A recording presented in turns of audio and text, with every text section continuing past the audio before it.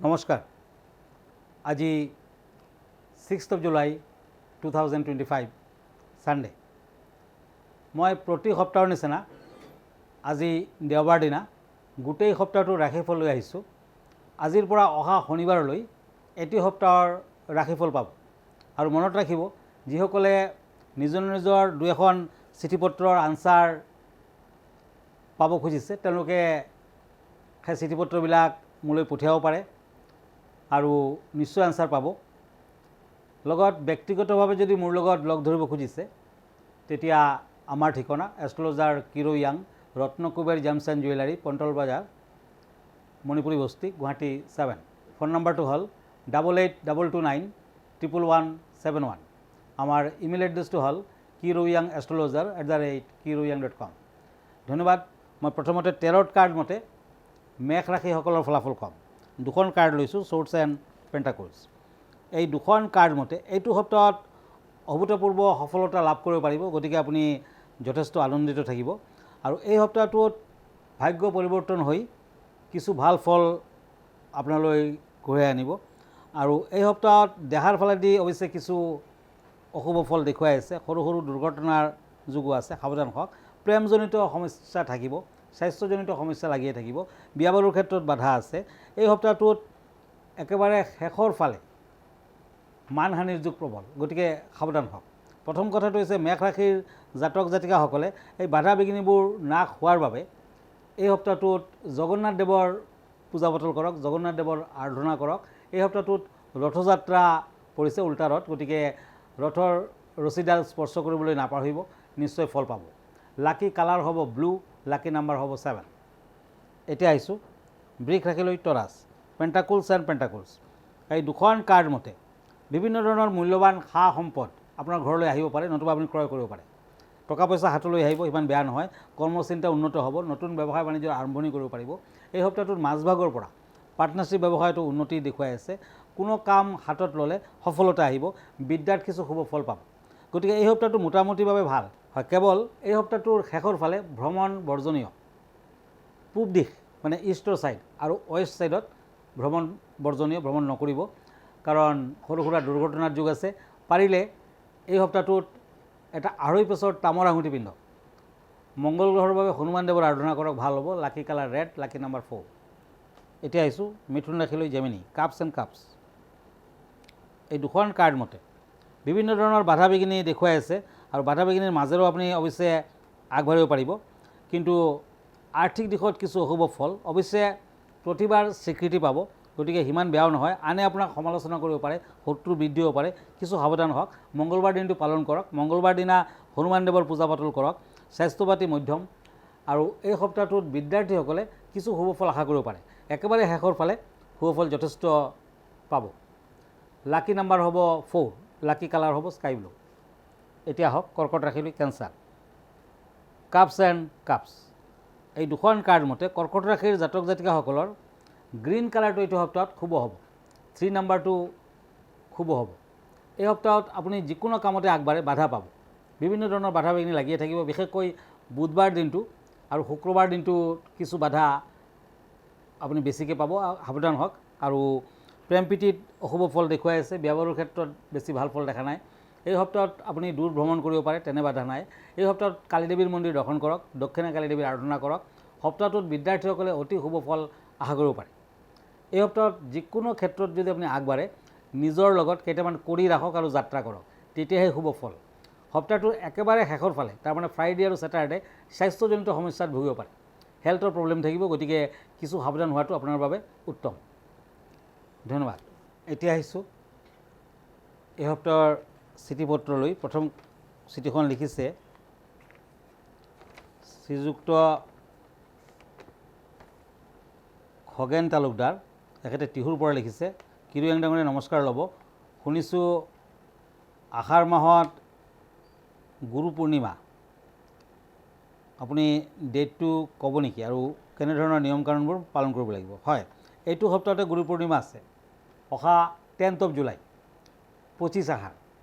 গুৰু পূৰ্ণিমাৰ দিনা আমি যদি নিজৰ গুৰুদেৱক স্মৰণ কৰোঁ, পিতৃ মাতৃক সেৱা কৰোঁ, আমাৰ টিচাৰক যদি সেৱা কৰোঁ, তেতিয়া নিশ্চয় সকলো ধৰণৰ শুভ ফল আমি আশা কৰিব পাৰোঁ। আৰু বৰ ইম্পৰ্টেণ্ট ডে। আহাৰ মাহৰ পূৰ্ণিমা তিথিত হিন্দু আৰু বৌদ্ধসকলে ধৰ্মৰ গুৰু সেৱা কৰে আৰু এই পূৰ্ণিমাৰ বিশেষ তাৎপৰ্য আছে।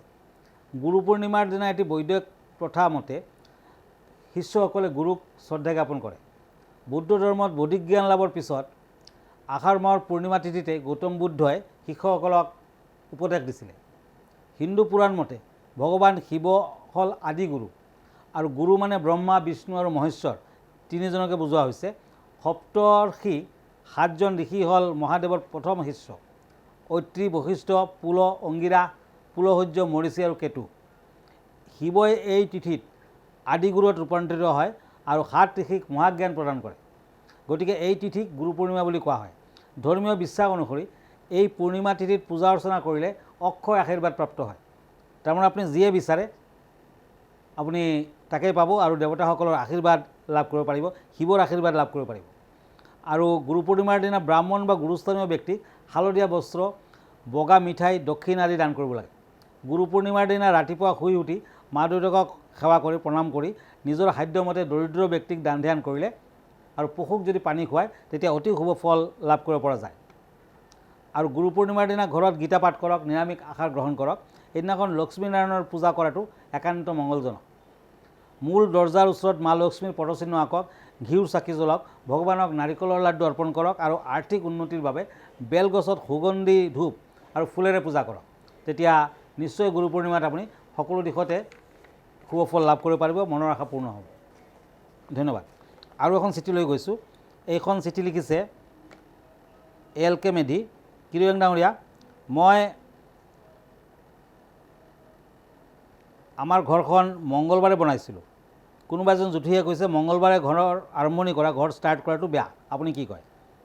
নিশ্চয় গৃহ নিৰ্মাণৰ শাস্ত্ৰ মতে বাৰফল আছে। কোনটো বাৰত আপুনি গৃহ নিৰ্মাণ কৰিব লাগে, কোনটো বাৰত নালাগে। কাৰণ বেয়া বাৰত যদি ঘৰ নিৰ্মাণ কৰে তেতিয়া কিন্তু অশুভ ফল দিব। মই আগতেও বহুতবাৰ কৈছোঁ, যেনে দেওবাৰে ঘৰ নিৰ্মাণ বা আৰম্ভণি কৰিলে অগ্নিবয় থাকে। সোমবাৰ দিনা কৃষ্ণপক্ষ যদি হয় আপুনি ঘৰ নিৰ্মাণ নকৰিব, মানে আৰম্ভণি নকৰিব। আৰু সোমবাৰে শুক্লপক্ষ হ'লে আকৌ ঘৰ আৰম্ভণি কৰিব পাৰে, জয়লাভ হ'ব। মংগলবাৰ দিনা কিন্তু অতি বেয়া, অগ্নিবয় থাকে, মৃত্যুবয়ো থাকে। বুধবাৰ দিনা ধন সা সম্পত্তি প্ৰাপ্তি বুজায়, পৰিয়ালৰ কল্যাণ বুজায়। বৃহস্পতিবাৰ দিনা ঘৰ নিৰ্মাণৰ আৰম্ভণি কৰিলে দীৰ্ঘ জীৱন, সুখী সন্তানৰ যশ প্ৰাপ্তি বুজায়। তেনেকুৱা শুক্ৰবাৰ দিনা সুখ শান্তি পুণ্যকৰ্ম। শনিবাৰ দিনা আটাইতকৈ বিপদজনক, দুখ দুৰ্দশা, হতাশা, দুৰ্ঘটনা আদিৰ কাৰক। দেওবাৰ দিনা আপুনি মই ক'লোৱে সেইদিনাখন ঘৰ আৰম্ভণি কৰিব নালাগে, জুইৰ পৰা প্ৰব্লেম থাকে। ধন্যবাদ। এতিয়া মই আকৌ ৰাশিফললৈ গৈছোঁ। এতিয়া দুখন টেৰট কাৰ্ড লৈছোঁ, page of swords and cups, সিংহ ৰাশি, লিঅ'। এই দুখন কাৰ্ড মতে বিভিন্ন ধৰণৰ বাধা বিঘিনি আছে। শিক্ষাৰ্থীসকলৰ এই সপ্তাহটোত মধ্যম ফল দিব, সিমান ভাল ফল দেখা নাই। অৱশ্যে ছায়েন্সৰ ষ্টুডেণ্ট হ'লে কিছু ভাল, স্বাস্থ্যৰ কিছু অৱনতি, তাৰমানে হেল্থৰ ফালেদি বেয়া। বিভিন্নজনৰ পৰা স্বীকৃতি পাব, নেম ফেম আহিব, প্ৰতিভাৰ বিকাশ হ'ব আৰু এই সপ্তাহটোত লাহে লাহে উন্নতি হ'ব। বিজনেছ কৰিলেও কিছু বাধা বিঘিনিৰ মাজেৰে আপুনি উন্নতি কৰিব পাৰিব। অৱশ্যে টকা পইচা কিছু হানিৰ যোগো আছে। পাৰিলে সপ্তাহটোত এটি ৰেড কৰেল পিন্ধক, নতুবা তামৰ আঙুঠি পিন্ধক। আৰু এই সপ্তাহটোত ৰেড কালাৰটো শুভ হ'ব, ৰঙা বৰণটো বেছিকৈ ইউজ কৰক। লাকি নাম্বাৰ হ'ব 9। এতিয়া আহিছোঁ কন্যা ৰাশিলৈ, ওৱান্স এণ্ড ওৱান্স। এই দুখন কাৰ্ড মতে শত্ৰুৱে আপোনাক আমনি দিব, শত্ৰুৰ পৰা আমনি পাব। পাৰিলে এইটো সপ্তাহত বগলা দেৱীৰ মন্দিৰ দৰ্শন কৰক, নতুবা হনুমানৰ পূজা পাতল কৰক। বৰগছৰ গুৰিত মংগলবাৰ দিনা ধূপ চাকি আগবঢ়াওক, নিশ্চয় ভাল ফল পাব। কিছু বাধা আছে কিন্তু সফলতাও আছে। এই সপ্তাহত সফলতাও আহিব, টকা পইচা হাতলৈ আহিব। ব্যৱসায় বাণিজ্যত শুভ। বিদ্যাৰ্থীসকলৰ বাবে বৰ এটা ভাল ফল দেখা নাই, বাধা বিঘিনি লাগিয়ে থাকিব। বিশেষকৈ শনিবাৰ দিনা বাধা থাকিব। মনসা দেৱীৰ পূজা পাতল কৰক, সপ্তাহটোত ভাল হ'ব। আৰু আষাৰ মাহ বুলি এই সপ্তাহটোত যদি আপুনি দুৰ্গা দেৱীৰ স্তোত্ৰ পাঠ কৰে, বগলা দেৱীৰ মন্দিৰ দৰ্শন কৰে, নিশ্চয় ভাল ফল দিব। ব্যৱসায় বাণিজ্যত লাহে লাহে উন্নতি হ'ব। গাড়ীৰ ব্যৱসায় কৰিলে কিছু অশুভকাৰক। গতিকে এই সপ্তাহটোত কন্যা ৰাশিৰ জাতক জাতিকাসকলে গ্ৰীণ এণ্ড য়েলো এই দুটা কালাৰ বেছিকৈ ইউজ কৰক। Lucky number 4। তুলা ৰাশি, লিব্ৰা, পেজ অফ ওৱান্স এণ্ড টেম্পাৰেন্স। এই দুখন কাৰ্ড মতে বাধা বিঘিনিৰ মাজেৰেও আপুনি আগবাঢ়িব পাৰিব। পাৰিলে সপ্তাহটোত বুধবাৰ দিনা পালন কৰক আৰু গণেশ মন্দিৰত লাড্ডু, মদক আদি দান কৰক। গণেশদেৱৰ পূজা পাতল কৰক, ভাল ফল দিব। তুলা ৰাশিৰ জাতক জাতিকাসকলে ব্যৱসায় বাণিজ্যৰ যোগেদি আগবাঢ়িব পাৰে। চাকৰিয়ালৰ শুভ, নিবনুৱাসকলৰ শুভ। এই সপ্তাহটোত পাৰিলে 10 তাৰিখৰ দিনা যেতিয়া গুৰু পূৰ্ণিমা হ'ব তেতিয়া গুৰুজনক সেৱা কৰক, দুখীয়াক মিঠাই খাব দিয়ক, নিশ্চয় ভাল ফল পাব। সপ্তাহটোত দূৰ ভ্ৰমণ নকৰিব, বিশেষকৈ চাউথ ছাইডত ভ্ৰমণ বৰ্জনীয়। চাউথ ছাইডটো সেইটো দিশত যমৰ দিশ বুলি কোৱা হয়, গতিকে যমৰ দিশত আপুনি ভ্ৰমণ নকৰিব। এই সপ্তাহটোত ড্ৰাইভিং কৰোঁতে সাৱধান হওক, সৰু সুৰা দুৰ্ঘটনাৰ যুগ আছে। সপ্তাহটোৰ একেবাৰে শেষৰ ফালে বিদ্যাৰ্থীসকলে কিছু শুভ ফল লাভ কৰিব পাৰিব। লাকি নাম্বাৰ হ'ব 3, লাকি কালাৰ য়েলো এণ্ড হোৱাইট। এতিয়া আহিছোঁ বৃশ্চিক ৰাশিলৈ স্কৰপিঅ', ওৱান্স এণ্ড ওৱান্স। এই দুখন কাৰ্ড মতে অৰ্থনৈতিক অৱস্থা শক্তিশালী হ'ব, আগতকৈ ব্যৱসায় বাণিজ্যত ভাল হ'ব, উপাৰ্জন বৃদ্ধি পাব, সুযোগ আহিব। এই সপ্তাহটোত আনক টকা পইচা ধাৰত নিদিব, তেতিয়া কিন্তু অশুভ ফল দেখুৱাই আছে। আৰু বিভিন্ন ক্ষেত্ৰত কিছু শুভ ফল, স্বাস্থ্যৰ ফালেদি ভাল ফল আশা কৰিব পাৰে। শনিবাৰ দিনটো পালন কৰক, শনিবাৰ দিনা আপুনি শুভ ফল লাভ কৰিব পাৰিব। এই সপ্তাহটোত বৃশ্চিক ৰাশিৰ জাতক জাতিকাসকলে যিকোনো ধৰণৰ ড্ৰাইভিং বৰ্জন কৰাটো ভাল, কাৰণ সৰু সুৰা দুৰ্ঘটনাৰ যুগ দেখুৱাই আছে। জুইৰ পৰা সাৱধান হওক, পানীৰ পৰা সাৱধান হওক। বৃশ্চিক ৰাশিৰ জাতক জাতিকাসকলে সাংসাৰিক অশান্তি লাভ কৰিব। অৱশ্যে একেবাৰে শেষৰ ফালে সপ্তাহটোত কিছু শুভ ফল, তেনেকুৱা অশান্তি দেখা নাই। স্বাস্থ্যৰ ফালে চকু দিয়ক, যথেষ্ট অশুভকাৰক দিশ দেখুৱাই আছে। পেটৰ যন্ত্ৰণাত, পেটৰ বেমাৰত ভুগিব পাৰে, সাৱধান হওক। আৰু এই সপ্তাহটোত বিদ্যাৰ্থীসকলে লাহে লাহে আগবাঢ়িব, কিছু বাধা আছে। বৃশ্চিক ৰাশিৰ জাতক জাতিকাসকলে পাৰিলে সপ্তাহটোত শিৱৰ মন্ত্ৰ জপ কৰক, আৰু এই সপ্তাহটোত শিৱ মন্দিৰ দৰ্শন কৰক, সোমবাৰ দিনটো পালন কৰক, ভাল হ'ব। Lucky colour white, lucky number 4। এতিয়া আহিছোঁ ধনু ৰাশিলৈ, Sagittarius, ace of swords and swords. এই দুখন কাৰ্ড মতে বিভিন্ন বাধা বিঘিনিৰ মাজেৰেও আপুনি আগবাঢ়িব পাৰিব। পাৰিলে দক্ষিণাকালী দেৱীৰ মন্দিৰ দৰ্শন কৰক, শনিবাৰ দিনটো আৰু মংগলবাৰ দিনটো পালন কৰক। বাধা বিঘিনি থাকিলেও লাহে লাহে আঁতৰিব। এই সপ্তাহটোত ব্যৱসায় বাণিজ্য কৰিলেও একেবাৰে শেষৰ ফালে সুযোগ পাব। প্ৰথম ভাগটো আৰ্থিক সমস্যাত থাকিব আৰু ব্যয় বেছি হ'ব, টকা পইচা আৰ্থিক কিছু অশুভ বা ব্যয় বৃদ্ধিৰ সম্ভাৱনা। আকস্মিক দুৰ্ঘটনাৰ কাৰকতা, গাড়ী চলোৱাৰ ক্ষেত্ৰত সতৰ্কতা অৱলম্বন কৰক। এই সপ্তাহটোত কিছুমান ঘটনা, এনে ঘটনা ঘটিব আপোনাৰ ভাগ্যৰ পৰিৱৰ্তন হ'ব পাৰে, শুভ ফলে লহিব। কেৰিয়াৰ লৈ কিছু চিন্তিত হ'ব, বিশেষকৈ নিবনুৱাসকলে চিন্তাত পৰিব। অৱশ্যে লাহে লাহে সফলতা আহিব। চাকৰি বাকৰিৰ ক্ষেত্ৰত ভ্ৰমণৰ যুগ। সপ্তাহটোত ধনুৰাশিৰ জাতক জাতিকাসকলে গোল্ডেন কালাৰ ইউজ কৰক, য়েলো কালাৰ ইউজ কৰক, ভাল হ'ব। Lucky number 8। এতিয়া আহিছোঁ মকৰ ৰাশিলৈ, knight of swords and swords. মকৰ ৰাশিৰ জাতক জাতিকাসকলে সাৱধান হওক, কাৰণ সৰু সুৰা বেমাৰ আজাৰে দেখা দিব। কৃষ্ণ মন্দিৰত মাজে সময়ে শৰাই এভাগ আগবঢ়াওক। ভ্ৰমণৰ সময় ভ্ৰমণ কৰিব পাৰে। এই সপ্তাহটোত মানসিক দিশত কিছু অস্থিৰতা, চঞ্চলতা থাকিব। যিসকলে সৰু সৰু ল'ৰা ছোৱালীক কিতাপ পত্ৰ বিতৰণ কৰিব, তেওঁলোকে অতি শুভ ফল আশা কৰিব পাৰে। টকা পইচা হাতলৈ আহিব, কিন্তু সপ্তাহটোৰ শেষৰ ফালে বগা ৰংটো আপুনি বেছিকৈ ইউজ কৰিব পাৰে। ওম শব্দটো আপুনি সদায় ৰাতিপুৱাই উচ্চাৰণ কৰক, বেছি ভাল ফল পাব। লাকি নাম্বাৰ হ'ব 3। এতিয়া আহিছোঁ কুম্ভ ৰাশিলৈ, কিং অফ চ'ৰ্চ এণ্ড চেৰিয়ট, একুৰিয়াছ। সপ্তাহটোত সাৱধান হওক, সন্মান প্ৰাপ্তিৰ যুগ দেখুৱাইছে। অৱশ্যে বিদ্যালাভত কিছু বাধা, ব্যৱসায় বাণিজ্যত বাধা, টকা পইচা নষ্ট হ'ব পাৰে, ঠগ প্ৰবঞ্চকৰ কবলত পৰিব পাৰে, ধন হানি হ'ব পাৰে, গতিকে সাৱধান হওক। সপ্তাহটোৰ মাজভাগত শাৰীৰিক সমস্যা, পেটৰ দুৰ্বলতা থাকিব, কাহ চৰ্দি আদিত কিছু ভুগিব পাৰে, সাৱধান হওক। আৰু এই সপ্তাহটোত বিদ্যাৰ্থীসকলে ভাল সুযোগ পাব, ভাল হ'ব। নিবনুৱাসকলৰ কৰ্মপ্ৰাপ্তিৰ যুগ। অবিবাহিতা কন্যাৰ বিয়া বাৰুৰ যোগাযোগ আহিব পাৰে, বিয়া বাৰুৰ ক্ষেত্ৰত অৱশ্যে শুভ। এই সপ্তাহটোত ব্লেক কালাৰ ইউজ কৰিব পাৰে। পাৰিলে মংগলবাৰ দিনা বান্দৰক কল খাব দিয়ক। লাকি নাম্বাৰ হ'ব 3। মীন ৰাশি, নাইট অফ ওৱান্স এণ্ড হেংমেন। এই দুখন কাৰ্ড মতে যাত্ৰা কৰিব পাৰে, কিন্তু সাৱধানেৰে কৰক। বিভিন্ন ধৰণৰ বাধা বিঘিনি আহিব, কিন্তু লাহে লাহে বৃদ্ধি হ'ব। সপ্তাহটোত দান ধ্যান কৰক, ভাল হ'ব। এই সপ্তাহটোত দুৰ্ঘটনা আদিৰ ভয় আছে, সাৱধান হওক। ড্ৰাইভিং কৰোঁতে সাৱধান হওক। পাৰিলে শনিবাৰ দিনটো পালন কৰক। এই সপ্তাহটোত বিদ্যাৰ্থীসকলে মাজে সময়ে শনি মন্দিৰত চাকি বন্তি আগবঢ়াওক। সপ্তাহটোত লাহে লাহে আগবাঢ়িব পাৰিব। ব্যৱসায় বাণিজ্য লাহে লাহে শুভ হ'ব। এই সপ্তাহটোত নিবনুৱাসকলৰ অশুভ, চাকৰিয়ালসকলৰ অশুভ।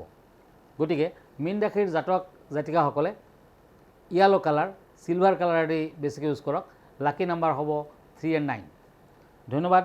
আজি ইমানতে, আকৌ লগ পাম নেক্সট উইকত। আপুনি যদি মোৰ ফেচবুক পেজ চাৰ্চ কৰে, তেতিয়া কিৰো য়াং ৰত্ন কুবেৰ বুলি চাৰ্চ কৰিব পাৰে। মই ইনষ্টাগ্ৰামত আছোঁ, মই ইউটিউবতো আছোঁ। আমাৰ ঠিকনা astrologer Kiro Yang, Ratnakuber gems and jewellery, Manipuri Basti, Guwahati 7। Phone নম্বৰটো হ'ল 9085949309 আৰু এটা নম্বৰ হ'ল 8822911171। আমাৰ ইমেইল এড্ৰেছটো হ'ল kiroyangastrologer@kiroyang.com। ধন্যবাদ, নমস্কাৰ।